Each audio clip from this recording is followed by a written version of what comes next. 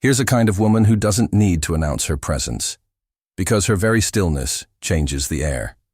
She walks, not quickly, not slowly, but with the pace of someone who owns her time. She doesn't speak unless it's essential. And when she does, it's not to be heard, but to reveal. Her silence is not submission, it's sovereignty. She doesn't fill rooms with noise. She alters frequencies, mature, silent, and dangerously magnetic. Not because of what she wears, but because of what she carries. A history, a clarity, a depth that doesn't seek rescue. Most people don't know what to do with her. Men feel intimidated. Women feel challenged. The system feels disturbed because she doesn't flirt. She observes. She doesn't chase. She chooses. She is not cold. She is composed. She is not unavailable. She is selective, fiercely so, and not because she's bitter, but because she once gave too much to those who offered so little. This woman is not trying to be desired. She is desire, distilled, purified, and redirected inward. Her eyes don't ask. They answer. Her presence doesn't beg for space. It creates it. She's not lonely. She's aligned. People whisper about her. She's too much. She's too intense. She's intimidating. They don't understand that she's no longer playing the game because she already won the only prize worth chasing, herself. Carl Jung once said, "Your visions will become clear only when you can look into your own heart. Who looks outside, dreams. Who looks inside, awakens." She has awakened, not in rebellion, but in remembrance. She has touched places within her that most never dare to explore, and in those silent chambers of soul, she met herself. Not the version she showed to please, but the wild, sacred one she had buried to be acceptable. She unearthed her own myth, and in doing so, she became untouchable. Not because no one could reach her, but because no one could shrink her anymore. She doesn't need approval. She's not impressed by attention. She isn't moved by promises. Because she has met too many lips that lied with poetry and hands that touched without reverence. Her silence now is not waiting. It is discernment. She will not open the door to those who come only to dim her. She has burned entire versions of herself just to rise, clearer, quieter, and more dangerous than ever. Not to harm, but to hold, with gravity. She is the woman you see once and never forget. Because there is something about her stillness that lingers like a prophecy. She is no longer decorating someone else's story. She is the author of her own becoming. And when she walks away, she doesn't slam the door. She closes it like a final sentence. With punctuation. With purpose. She doesn't need to be followed. She needs to be understood. And those who don't understand her weren't meant to walk beside her, because her path isn't loud. It's deep. Her path isn't bright. It's luminous in shadows. And only those brave enough to face their own darkness will recognize her light. Her magnetism, it's not in her body. It's in her soul, refined through fire, polished by solitude, crowned by silence. So if you feel uneasy around her, it's because something in you knows she sees through the masks. And maybe, just maybe, she sees something in you that you've been hiding from yourself. Because this woman, she's a mirror you didn't expect. A reflection of all that is possible when a woman no longer asks for permission to exist. She's not rising. She's already risen. But here's the thing. Her story didn't start in silence. It began in pain, in sacrifice, in loss. And what she had to let go of to become this version of herself would make your bones shiver. So the question is not, why is she like this? The real question is, what did she survive to become this silent force of nature? And that is what we'll reveal next. The unseen ache, the quiet betrayals, the invisible weight she carried for years, the pain behind her stillness. Are you ready to enter the fire she once walked through barefoot? Because before she became magnetic, she was wounded. The invisible weight she carried for years before she became a sanctuary, she was a battlefield. Before her silence was magnetic, it was survival. She wasn't always this composed, this clear, this immovable. There were days when her voice trembled just asking for the bare minimum. Nights when she held herself, because no one else ever did. She poured herself into people who only knew how to sip, never to hold. She dimmed her light to soothe others' insecurities, softened her truth to avoid abandonment, bent backwards until she broke. Not once, not twice, too many times to count. She said yes when her body screamed no. She forgave when she hadn't even healed. She stayed in rooms where her soul was suffocating because she believed loyalty meant sacrifice.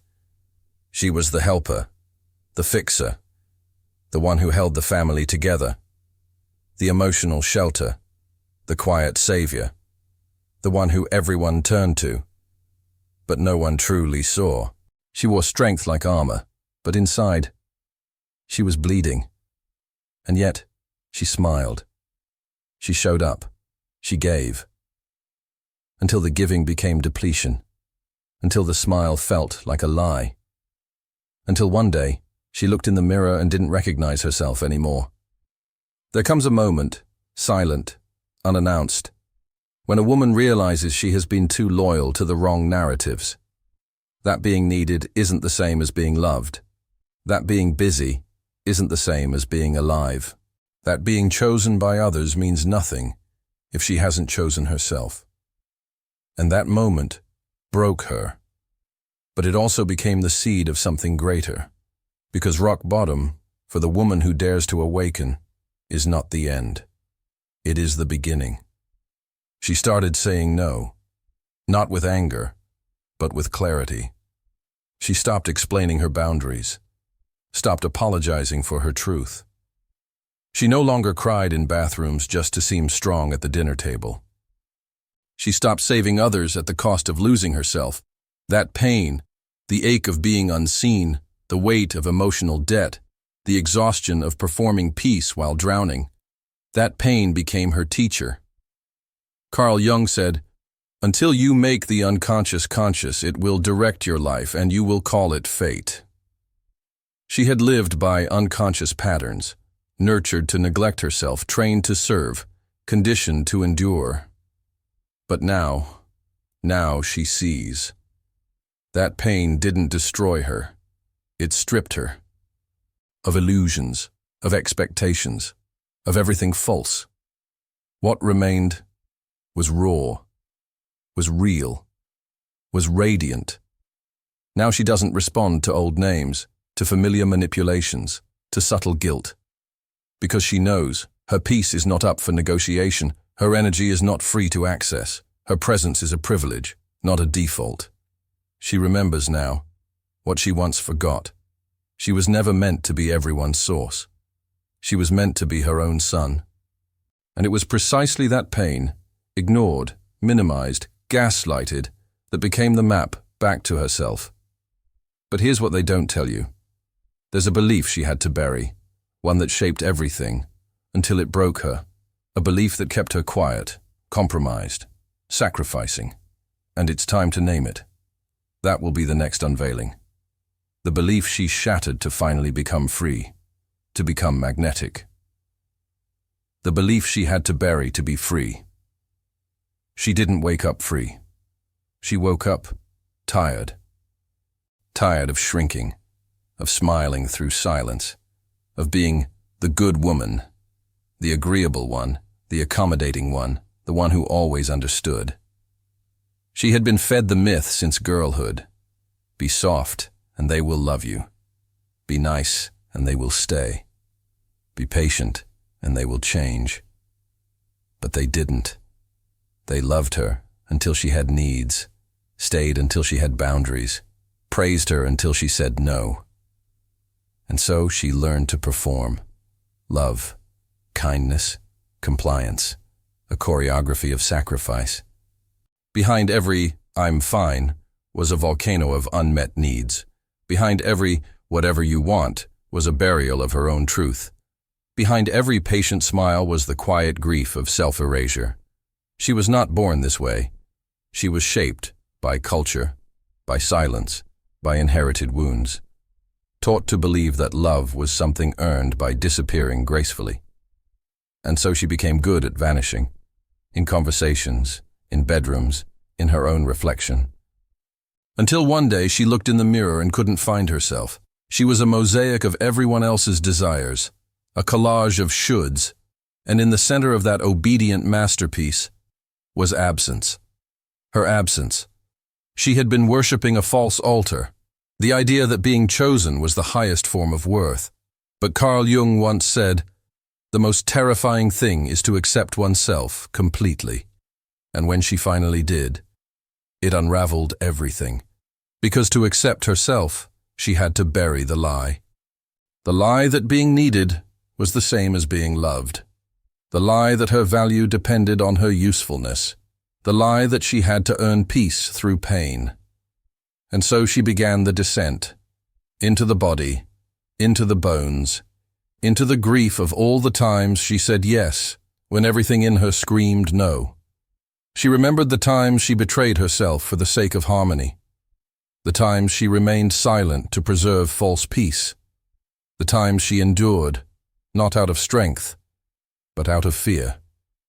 And what she found beneath all that was not weakness. It was rage. Not the kind that destroys, but the sacred rage of a woman who realizes she was lied to. She didn't want revenge. She wanted to remember. Who was she before the silence, before the pleasing? Before she learned to package her soul into a shape that made others comfortable? She had to go back, not to the past, but to the root, to the place where she handed her power away in exchange for safety. And what she discovered there shattered her, because it was never about being loved. It was about being small enough to be kept. And once she saw that, she couldn't unsee it. So she began the quiet rebellion. She started saying no, started taking up space, started grieving the girl she used to be, the one who only knew how to serve. She no longer needed to be adored. She needed to be whole.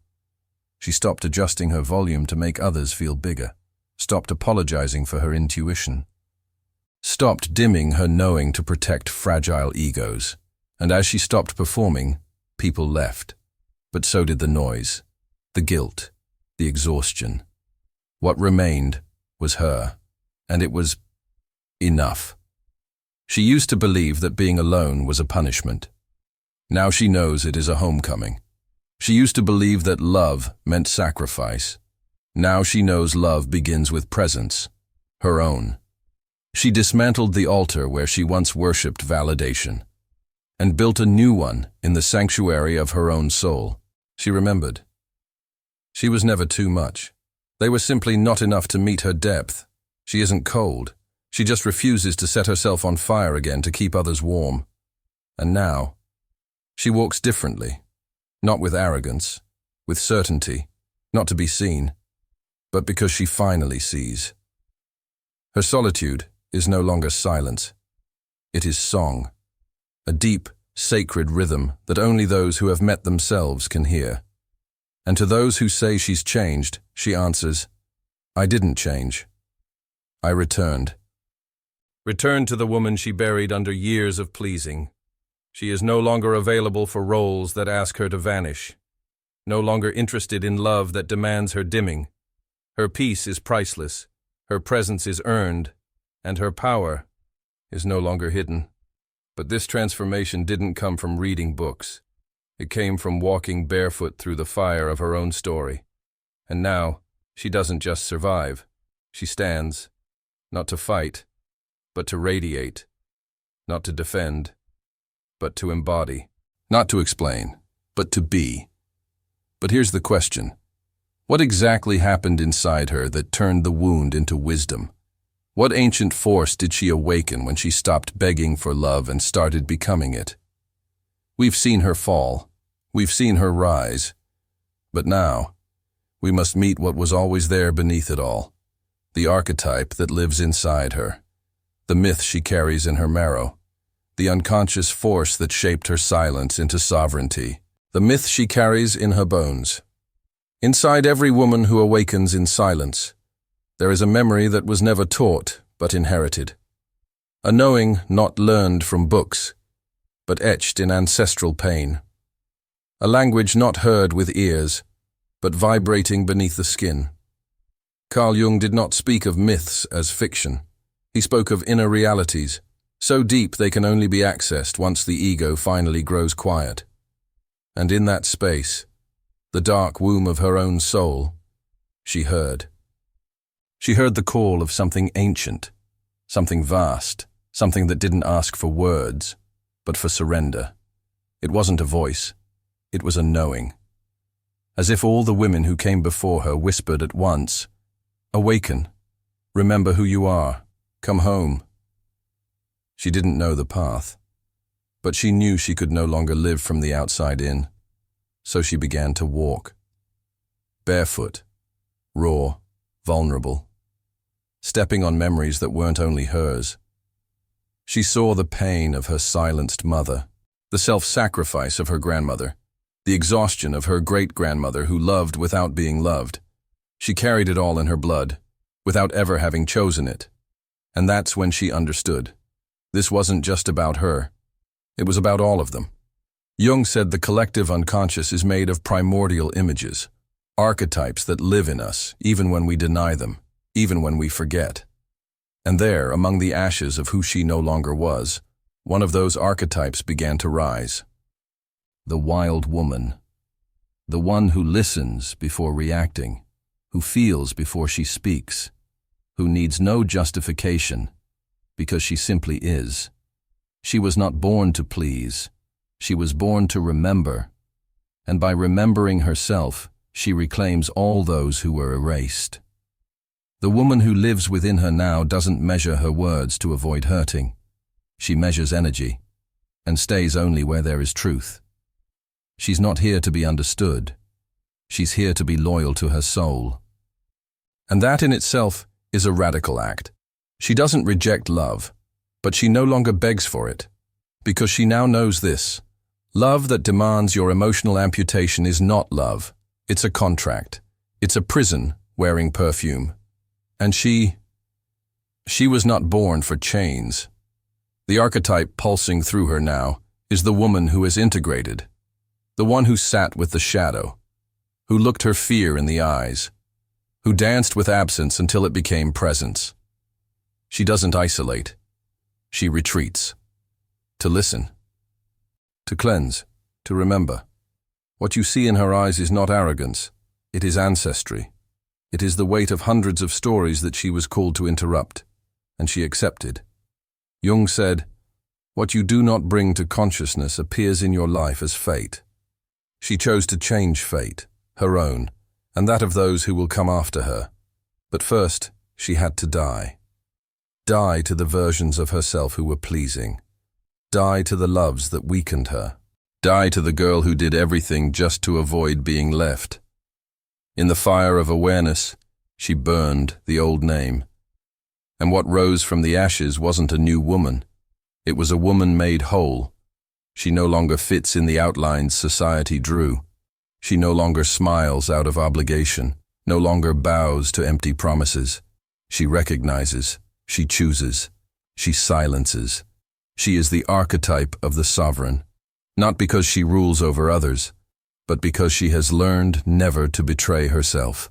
She is the everyday shaman, the one who walks between worlds, the seen and unseen, consciousness and instinct, grief and strength. Nothing in her is shallow, and for that, many fear her, because she exposes, not with words, not with judgment, but by simply being. She has become the mirror no one wants to face, the one that reflects what's been hidden for too long. She doesn't seek applause. She seeks truth. She no longer needs to be chosen, because she finally understands that the only choice that liberates is the one she makes for herself. This woman carries a myth in her bones, a calling that stretches across generations, a force that can no longer be denied. But there is one final secret, still unrevealed. Something that began stirring within her the moment she said enough. A transformation not just internal, but now preparing to manifest in the world. Because a woman who reconnects with her archetype does not just awaken, she rebirths.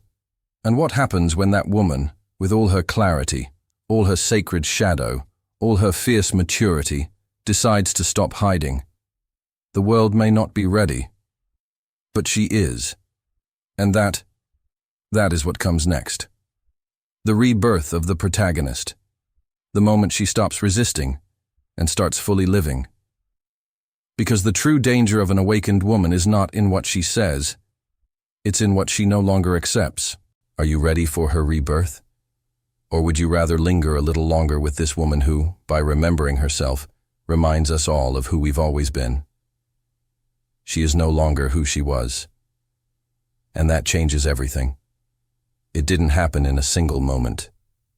There was no dramatic flash, no applause, no final scene.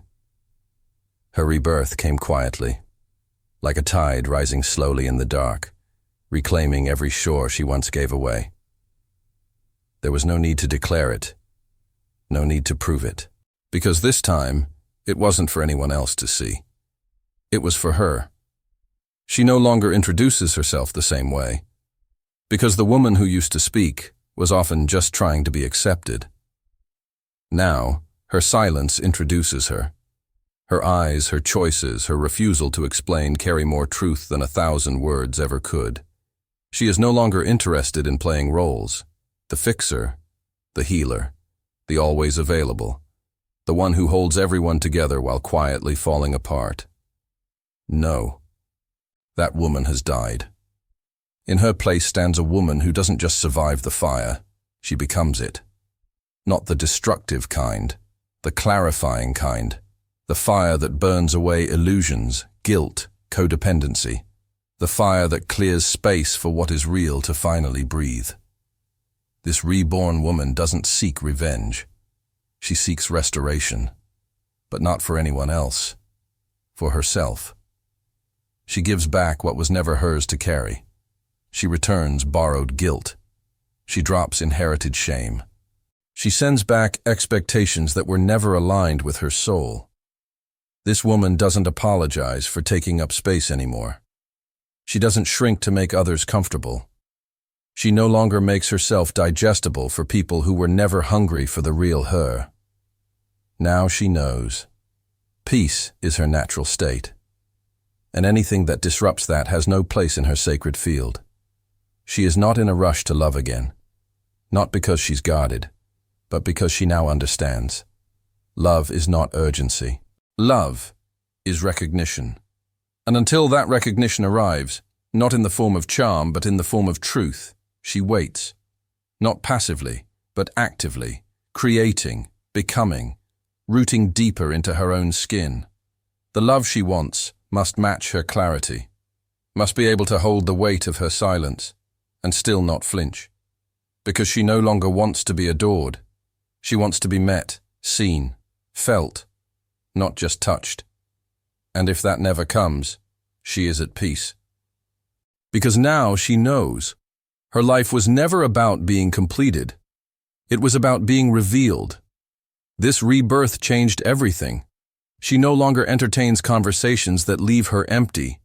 She no longer stays in rooms where her intuition tenses. She no longer over-explains her no. No is now a full sentence, and it's spoken with softness and steel. She doesn't need to defend her solitude, because now she knows. Her aloneness is not a wound. It's a temple, a space where her soul can breathe without asking permission. And in this temple, she rebuilds. She paints the walls with her own colors. She sings to the parts of herself that were silenced. She writes new vows, not for others, but for her own becoming. I will never abandon myself again. I will never betray my knowing to be loved. I will never ask someone else to give me what I now give to myself. She has become her own sanctuary, her own oracle, her own deep well of truth. She no longer needs to be liked by everyone. She is not for everyone, and that is no longer a fear. It is freedom. There is a stillness to her now that others can't define, a calm that is not passive, but potent. Because beneath that calm is a woman who has felt the sharpest absences, grieved the most sacred losses, and still chose to rise. Not hardened, but transformed. She no longer wears her pain as identity. She wears it as wisdom. She no longer seeks healing from others. She walks as medicine now, for herself, for anyone brave enough to meet her where she is. Her rebirth is not a brand, it's not a lifestyle, it's a soul shift. She has rewritten the contract, no longer living by terms handed to her by patriarchy, family patterns, or fear. She now lives by her own rhythm.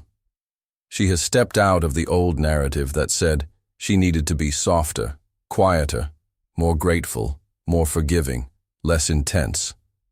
Now she is exactly as she is, and she doesn't tone it down. Because life is too short to edit your own truth for those who haven't done the inner work to receive it. This is the rebirth. Not into someone new, but into someone ancient, someone real, someone unshakable. And the world, used to the half versions of women, won't know what to do with her, because she doesn't need anything. But she chooses everything, from alignment, from integrity, from deep self-respect. She is no longer a seeker, she is a source. She no longer hopes to be found, she finds. And what she seeks now is not comfort, not ease, not applause, but truth.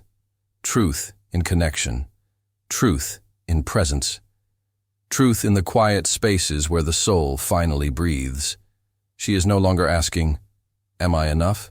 She is now asking, "Is this aligned with the woman I've become?" And if the answer is no, she walks, not out of anger, but out of reverence for what she's rebuilt, for the woman she had to die to become. This is not a performance, it's a pulse. A rhythm felt by those who have lived in the depths. And perhaps what is most magnetic about her is not her beauty, her words, or her accomplishments. It is this. She carries herself as if she is no longer seeking to belong, because she finally belongs to herself. But what happens when a woman like this steps fully into the world? When she no longer hides her radiance to soothe others' insecurities?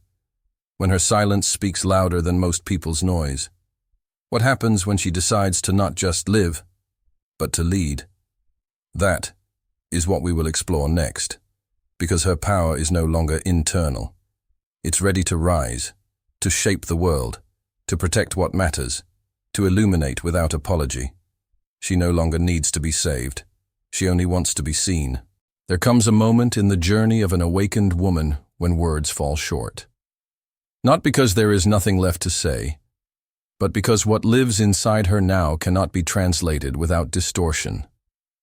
She has moved beyond explanation, beyond justification, beyond seeking understanding from a world still asleep to itself. Now, she simply is. She no longer asks for space. Her very presence creates it. She doesn't demand attention. She draws it. Quietly, magnetically, with the gravity of someone who has become whole. This is not ego. This is essence. It's what happens when a woman no longer fears being misunderstood because she no longer misunderstands herself. She is not loud, but she is undeniable. She is not everywhere, but wherever she is, the energy shifts. The air thickens with something sacred. Not performance, not persona, presence. The kind that needs no decoration, no costume, no filters. Because her truth is her adornment now, her boundaries, her compass, her silence, her shield, her discernment, her freedom. She no longer enters rooms to be liked. She enters to listen, to herself. to what her body feels, to what her soul knows, before her mind even begins to speak. There was a time she would bend, reshape herself to avoid conflict, to be loved, to be chosen. That time is over. She has chosen herself so many times now that anything less feels like betrayal. She no longer chases, not because she's tired, but because she's tuned, aligned. She can feel the difference between a pull born of truth and one born of lack. And she refuses to betray her own nervous system just to meet someone else's expectations. She isn't avoiding people. She is preserving herself. And that, in a culture addicted to availability, feels like rebellion. She's not cold. She's concentrated. She's not detached. She's devoted to her peace, to her energy, to her clarity, hard-earned in the dark. She's not intimidating. People are intimidated by what they can't manipulate, by what they can't predict, by a woman who no longer flinches at being misunderstood, because she's not here to be decoded. She's here to be raw, clear, whole. And in that being, she becomes the mirror, not the kind that flatters, the kind that reveals. She walks into a room, and people begin to notice their own masks, their own fragments, their own longing to become what she now embodies. Not perfection, but authenticity. Not invulnerability, but inner safety. She is the embodiment of someone who no longer gives herself away in pieces, hoping someone will finally value the whole. She doesn't speak often, but when she does, the air listens. Because her words don't come from need. They come from knowing. They don't aim to convince. They land like truth. She no longer reacts. She responds. And sometimes, the response is her silence. She walks away now, not as a game, not as punishment, but as a prayer to herself. A way of saying, I will not remain where I have to shrink to stay. She is no longer available for transactions, only sacred exchanges, where energy flows both ways, where depth is honored, where presence is reciprocal. She no longer waits to be loved. She loves herself in ways that no one else was ever taught to. She feeds herself with solitude, with poetry, with truth that burns and heals. She no longer fears being alone. She fears only losing the woman she fought to become. And so, she protects her, fiercely, tenderly, unapologetically. She does not beg for affection. She no longer decorates her absence with excuses. If someone cannot meet her, she blesses them and moves on, because she knows she is not for the faint of soul. She's for those who have descended into themselves, who have held their own brokenness, who have chosen presence over performance. She is not a fantasy. She is a flame. One you don't hold unless you're ready to burn away everything that is false. She doesn't want to be worshipped. She wants to be witnessed, not admired from afar, but met in truth. Not saved, but seen, because the woman who has saved herself no longer looks for a rescuer. She looks for reflection, for remembrance, for the one who will stand beside her, not above, not behind, but with. Her climax is not loud. It is quiet like the eye of a storm, calm, but holding the power to rearrange everything. Her life is no longer driven by impulse. It moves with intuition, with intention, with alignment. She lives slowly now, breathes deeply, laughs without performance, loves without fear. And this is her revolution. She is no longer seeking to be complete. She is overflowing. And only those who are also full can hold space for her now. She has made peace with being misunderstood, because she'd rather be misunderstood than abandon herself again. She no longer asks the world to understand her pain. She asks herself, what part of me still needs to be reclaimed? And she goes there, every time, unflinching, uncompromised. She is no longer becoming, she has become. Not finished, but rooted. Not untouchable, but untamed. She belongs to herself now. And that is the most powerful place a woman can ever stand. but something stirs on the horizon. Because women like her, the quiet ones, the whole ones, the dangerous ones, do not walk this path for themselves alone. They light fires behind them. They leave doors ajar. They speak not to be admired, but to awaken others. And now that she has arrived at herself, she has a message, a whisper not for the many, but for the few who are ready to remember too. Are you ready to hear what she's about to say? Because in the final step, she doesn't just reflect, she calls. If this message stirred something long asleep in you, it wasn't by accident. Not all awakenings begin with a scream. Some begin with a whisper, a quiet pulse, a breath you didn't know you were holding, a subtle remembrance of a woman you once were, or have yet to become. If something inside you stirred as you listened, if you felt seen, not by me, but by your own reflection in this mirror of words, then you already know. This wasn't about a story. It was about you. And the woman within who has waited patiently beneath the noise, beneath the roles, beneath the urgency to be everything for everyone but yourself. She's still there, untouched, unruined, uncompromised. She doesn't ask for grand declarations. She asks for one thing only: presence. Yours. If this journey held a mirror to your heart, if you saw shadows of your past or light from your future, then let this be a sacred pause. A moment to choose, not rush, not scroll, but choose. Choose yourself. Again. Gently, fully, without justification. And if you're ready to walk with others who are remembering too, not in noise, but in truth, you are not alone. We are building a circle, not of followers, but of witnesses. Women who no longer want to perform. Women who want to burn clean. Women who don't need to be rescued, only reminded. This is your invitation, not to subscribe out of habit, but to stay, because something in you whispered, yes, this, me, finally. If this message spoke your language, if it echoed through your bones, leave your mark below. A word, a phrase, a breath in letters. And if you feel called, share this with a woman you love. A woman who may have forgotten how powerful she is. Not to fix her, but to mirror her. And now, I ask only this. Comment the word, intacta. So I know you're walking this path too. So I can welcome you, see you, celebrate the fire you've kept alive, even in the dark. Thank you for being here.